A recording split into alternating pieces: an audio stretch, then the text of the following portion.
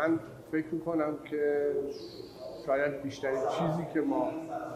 نیاز داریم امروز برای مخاطبامون اینه که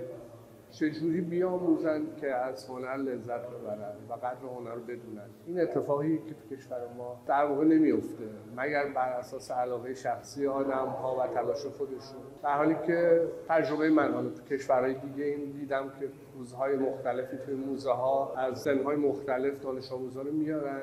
نه به این هوا که اینا در آینده نقاش یا هنرمند بشن، بلکه درک و لذت بردن از هنر رو بهشون آموزش میدن. این چیزیه که ما کم داریم. حالا امیدوارم با اتفاقی که مثل امروز اینجا داریم بیشتر و بیشتر بشه. من نمیدونم چقدر جالب باشه این، ولی شاید توی سنی که از هر پسر بچه‌ای بپرسی دوست داره که خلبان بشه یا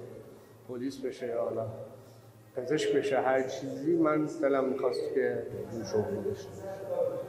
مجموعه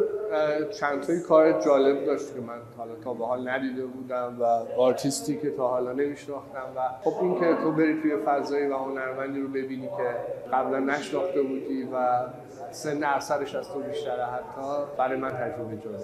برای در واقع این اتفاق جدید و فضای جدید آرزوی موفقیت دارم و امیدوارم که هر روز نمایشگاه‌های بهتری